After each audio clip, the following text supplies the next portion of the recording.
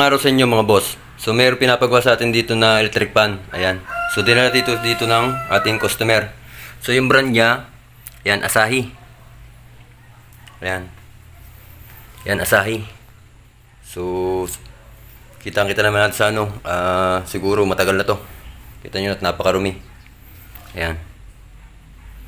So ito troubleshoot natin kung ano yung naging problema nito. Kasi hindi nasabi sa atin na yung sira nito, kung ano yung naging diferensya nito. Kaya dito wala kasi ako dito nung tinala itong electric pan na to.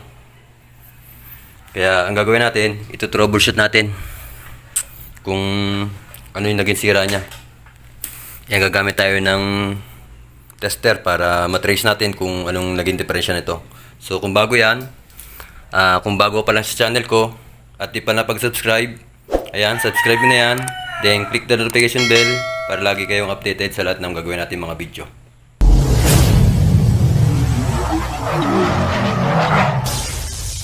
Kasi hindi natin alam yung history ng electric fan ito, kung anong naging sira nito. Ang gagawin natin, gamit tayo ng tester. Ayan. Yan, kaya importante na pagka tayo nagre-repair ay meron tayong tester para malaman natin kung ano yung naging problema niya. Ilagay natin sa continuity. Tapos itong dalawang test proof, lagay natin sa kanyang plug. Yan.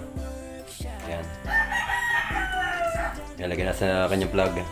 Tapos lagyan muna natin ng ilaw yung tester para makita nyo. Ayan. Yan, nakita nyo may reading siya.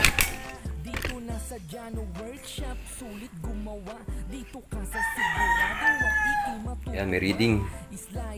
So, ibig sabihin, yan, may reading. So, ibig sabihin, okay yung motor nito. Ayan. Okay yung motor. Yan, may reading kasi. So, lipat natin sa ibang kanyang speed. So, tingnan ko. Naka number 3 siya. Zero muna natin. Ayan, naka 0. Natin natin dito sa likod.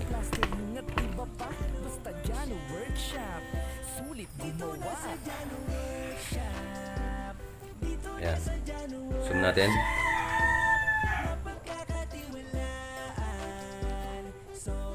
Ayan, naka 0. Lagay natin sa speed 1. May reading siya na 523.5.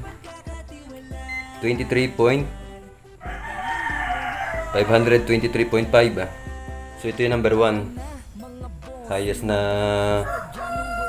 ohms. Yan. 523.4.3 ohms. So number 2, 463.8 ohms. Number 3, 358.6 ohms. So ibig sabihin, speed 1, speed 2, speed 3, okay. Okay yan. So ibig sabihin, ayos pa yung motor nito. Ayan. Ayos pa yung motor nito, mga bossing.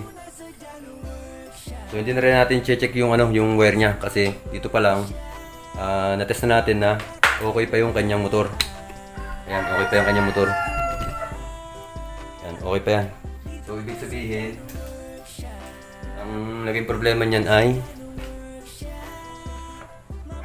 siguro kung hindi man sa bushing, shafting, or maganit lang yung kanyang shafting. Ayan. Yan lang yung magiging cause niya pagka ganyan. Kahit hindi nyo na natin sa technician yan. Kahit kayo, kaya-kaya nyo na gawin yan. So, ang gawin nyo, buksan nyo lang. Ayan, buksan nyo. Ikot natin yung LC. Ayan, medyo mabait nga.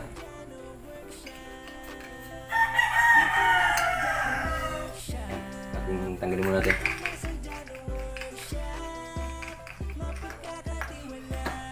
Ayan.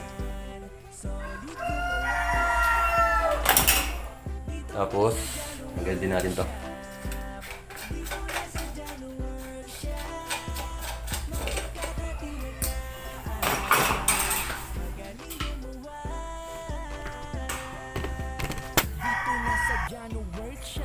Pagamo natin ng konti para pagbukas natin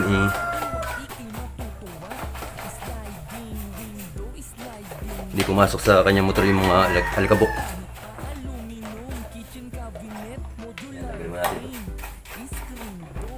Tanggal natin itong alto. Buksan natin dito sa kanyang likod. Para malagyan natin ng langis yung kanyang bushing na shafting. Check mo natin. Maganda pa yung kayong pre-play. Zoom natin. Check natin. Maganda pa yung kanyang pre-play, mga bossing. So, ibig sabihin, ang naging problema lang nito ay maganit lang ang shafting. So, lalangisa lang natin yan, mga bossing. Maganit. So, magbubukas tayo ng motor. Pagpagaman natin to.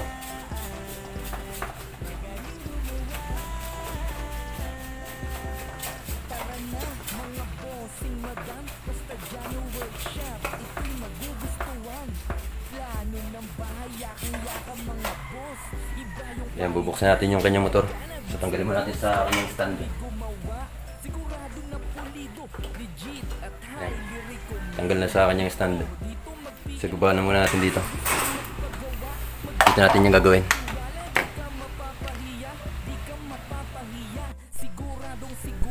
So, yan, natanggal na natin. So, gagawin natin ay bubuksan natin yung kanyang housing ng motor.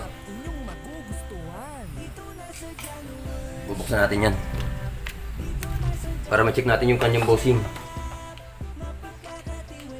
Tanggalin natin itong sa tornilyo ng kanyang sa gear, sa swing. Yan, ito yung tornilyo sa kanyang swing. Tapos itong cover na to, tanggalin muna natin to.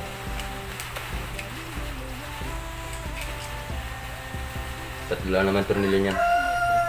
Tatlo, pag minsan 4.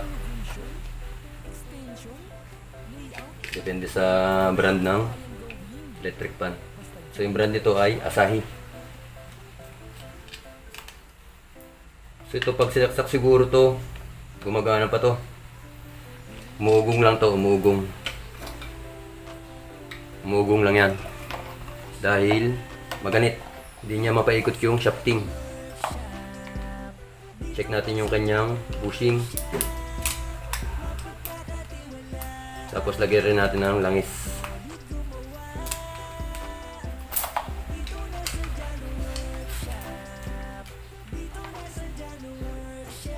Pagka ganito yung naging sira na electric fan nyo, kahit yan ang magawa, maski piso, wala kayong gastos.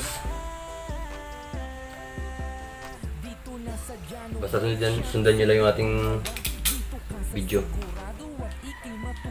Madali lang gawin niya, mga bossing.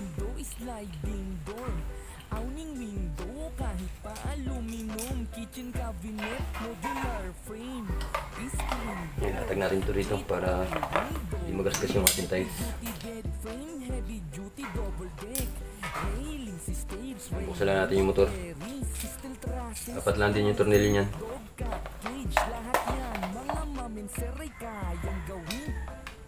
Installation, plastering at iba pa.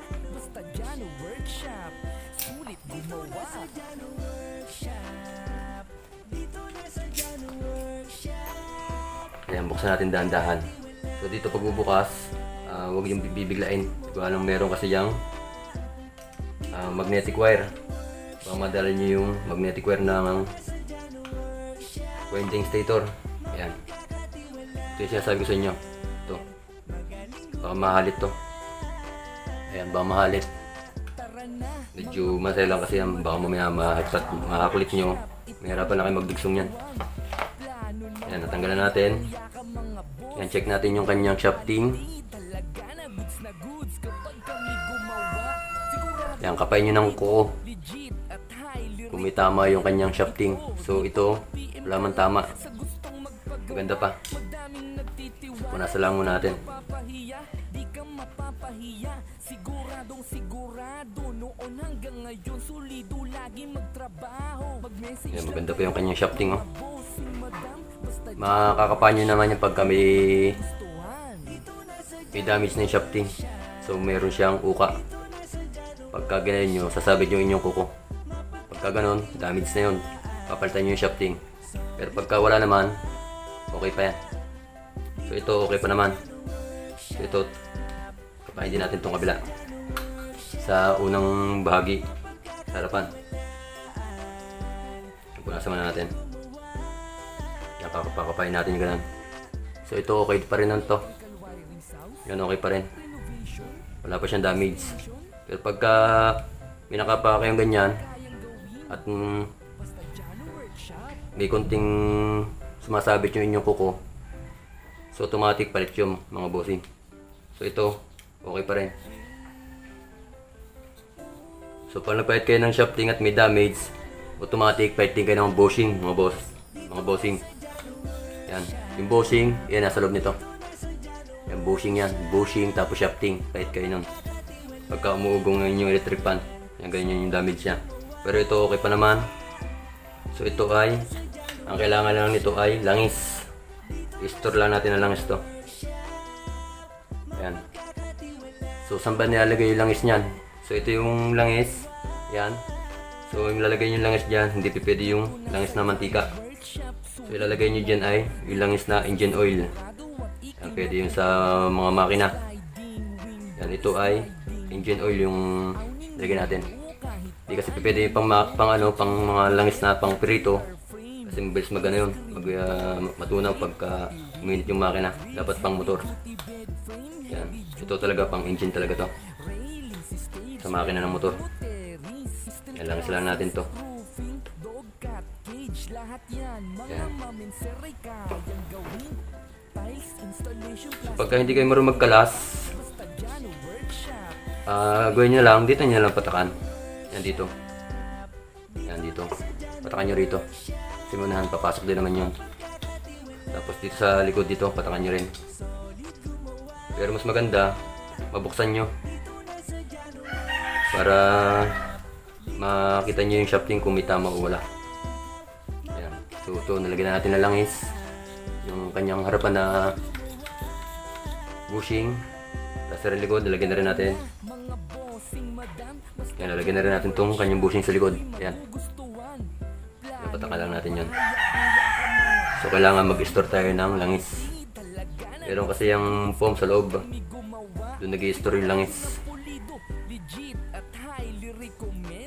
Pagka wala langis, humihigpit yung takbo. Kaya nahihirapan siyang ipaikutin. Kaya umuugong lang siya. Pagka umuugong na ganoon, okay pa nga mga bossing yung ano niyan, motor. Ang magiging dahilan lang noon sa pag-ugong, hindi niya mapaikot dahil sira ang shafting o kaya bushing or maganit lang. Wala lang langis. Yan, okay na to. So i-break na ulit natin. So napakadali lang yung mga bossing gawin pag ganyan lang yung naging problema. Umuugong. Pwedeng umuugong din. Okay naman yung shafting. Okay ang bushing. May pre-play naman sa ganito. Maluwag. Umuugong siya. Ang problema naman nun, capacitor lang mga bossing. Ito. Pagka na-check nyo lahat, okay naman. At umuugong, capacitor lang. Papalitan nyo ng capacitor. Yan, ibalik na ulit natin to. Ibalik natin yung mga tornilyo niya. Automatic, patakbo na to.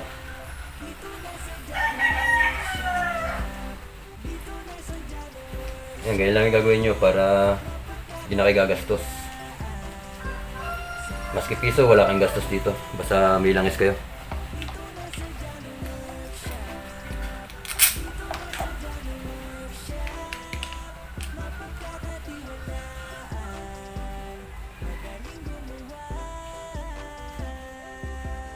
Dito na sa Jano Workshop, sulit gumawa. Dito ka sa sigurado na ito matutuwa. Sliding window, sliding door. Ang window kahit pa aluminum. Kitchen cabinet, modular frame. Screen door, gate pati window grill. Heavy duty bed frame, heavy duty double deck. trusses, roofing, dog, cat, cage, lahat yan mga mamenser ay kayang gawin. Tiles, installation, plastering at iba pa, basta dyan workshop, sulit gumawa sa workshop.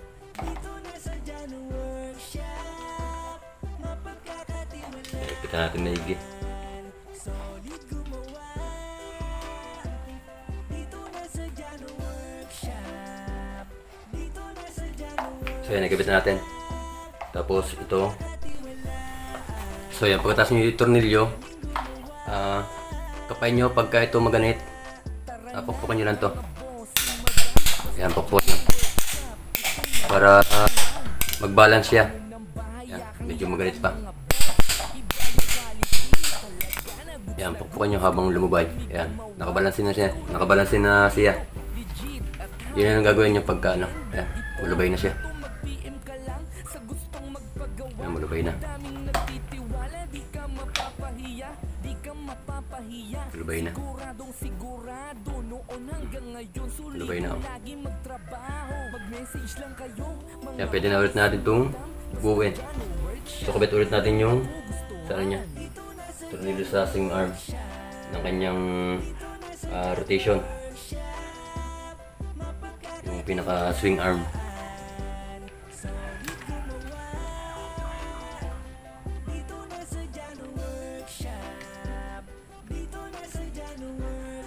Yan, nakakabit na. Tapos kabit na rin sa kanyang housing. Yan, pass forward na natin para mabilis na tayo. Para hindi na mababa yung ating video. Renovation, extension, layout, lahat-lahat yan kayang gawin. Basta Jano Workshop.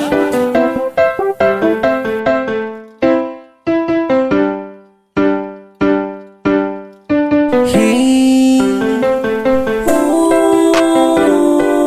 Jano Workshop. Dito na sa Jano Workshop. Dito na sa Jano Workshop. Mapagkakatiwalaan, solid gumawa. Dito na sa Jano Workshop. Dito na sa Jano Workshop. Mapagkakatiwalaan, magaling gumawa. Dito na sa Jano Workshop, sulit gumawa. Dito ka sa sigurado at ikay matutuwa. Sliding window, sliding door, awning window kahit pa aluminum, kitchen cabinet, modular frame, screen door, gate pati window grills, heavy duty bed frame, heavy duty double deck, railings, stairs, railing o terrace, steel trusses, roofing, dog, cat, cage, lahat yan mga mamenser ay kayang gawin. Tiles, installation, plastering at iba pa, basta Jano Workshop, sulit gumawa. So yan, testing na natin. So yung saksakan, saksak natin yung kanyang plug doon sa outlet.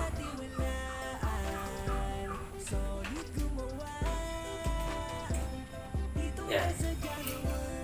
So number 1. Yan, okay na. Number 2. Number 3.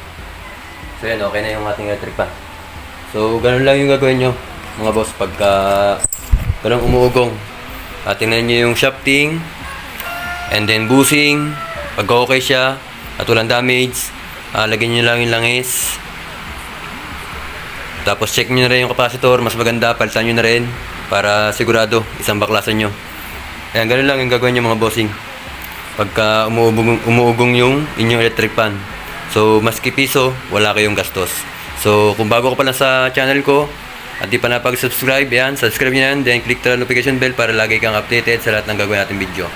Kung nakatulong sa'yo itong video na to, i-share mo na rin para makatulong din sa iba.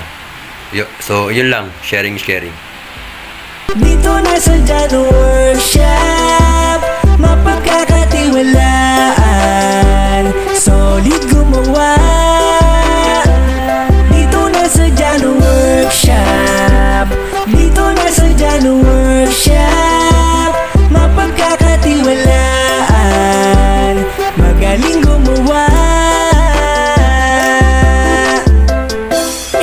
electrical wiring sounds, renovation, extension, layout, lahat-lahat yan kayang gawin. Basta Jano Workshop.